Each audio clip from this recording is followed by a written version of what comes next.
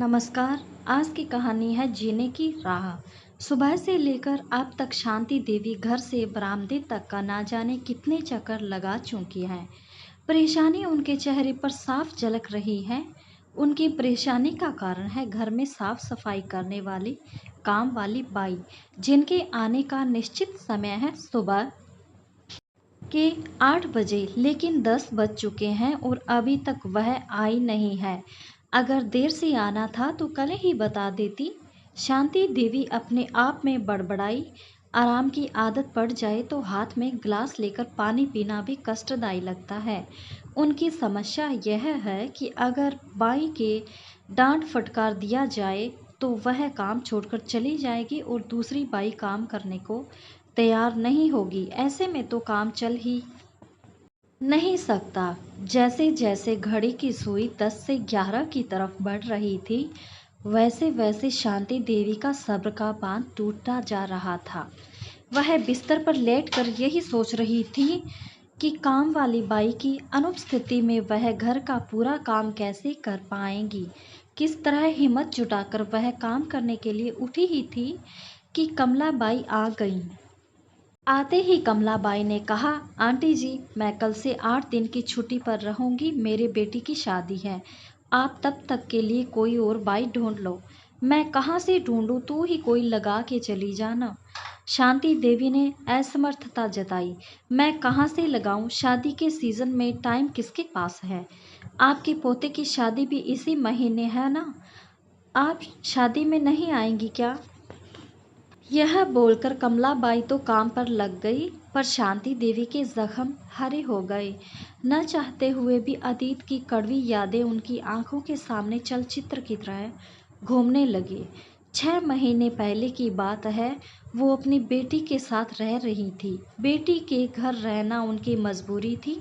बेटे बहू के उदासीन व्यवहार से क्षुब्ध होकर ही शांति देवी ने बेटी के घर रहने का फैसला किया था, पर यहाँ भी उन्हें बात बात पर उपेक्षा ही मिली। आए दिन उन्हें लेकर बेटी दामाद में तनाव की स्थिति उत्पन्न हो जाती। शांति देवी अपनी वजह से अपनी बेटी का घर बर्बाद करना नहीं चाहती थी, इसलिए मन महसूस कर उन्होंने अपने बेटे की घर और रुख किया। जैसे ही उन्होंने बेटे भर के घर में कदम रखा, बहू के तलखे स्वर उनके कानों में पड़े। क्यों बेटी के घर गुजारा नहीं हुआ? वो खून के घूंट पीकर रह गई। मजबूरी ना होती तो वो कभी यहाँ रुख नहीं करती। बहू ने कभी उनसे सीधे मुंह बात नहीं की। वह जब भी बोलती जहरी उगलती। आए दिन छोटी छोटी बातों को लेकर बखेड़ा खड़ा करना बहू की जैसे आदत हो गई थी। बेटे रितेश ने से जब बहू की शिकायत करती तो वह अपनी पत्नी को समझाने की बजाय उन पर ही बरस पड़ता। शांति देवी अंदर ही अंदर तिलमिला कर रह जाती। आखिरकार एक दिन बेटे ने 2 टूक शब्दों में कह ही दिया, माँ, तुम जब से इस घर में आई हो कलह ही मचा रहता है। हम अपना काम करें या सास बहू के झगड़े में निपटाएं? पैसे की कोई कमी तो है नहीं। ऐसा करो तुम विदिशा चली जाओ, मैं बीच बीच में आकर तुम्हें देख जाया करूँगा। बेटे की फरमान सुनकर वो अवाक रह गई। उनके मुख से एक शब्द भी न फूटा। पूरी रात वह सो नहीं पाई थी। पति को याद कर बहुत रोई थी।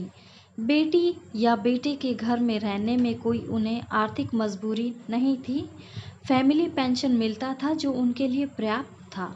उनकी मजबूरी थी अकेलापन से खुद को अलग रखने की, पर अब वो अकेली रहने के लिए अभिशप्त थी। शांति देवी अपने ख्यालों में इस कदर खोई हुई थी कि उन्हें पता ही नहीं चला काम वाली बाई अपना काम निपटाकर जा चुकी थी। दूध वाले की आवाज़ सुनकर उनकी तंद्रा भंग हो गई थी। बेटे बेटी बहू और कमलाबाई मिले झटकों ने उनके दिमागी तारों को झंझना दिया था। उन्हें अपने आराम तलबी पर भी बहुत गुस्सा आ रहा था। परिस्थितियों से जूझने के लिए उन्होंने अपने आप को मन ही मन तैयार कर लिया था।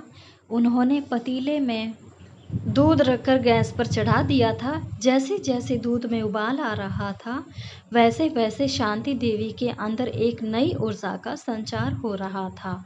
उन्होंने तय कर लिया था कि अब वह किसी पर आश्रित नहीं रहेंगी।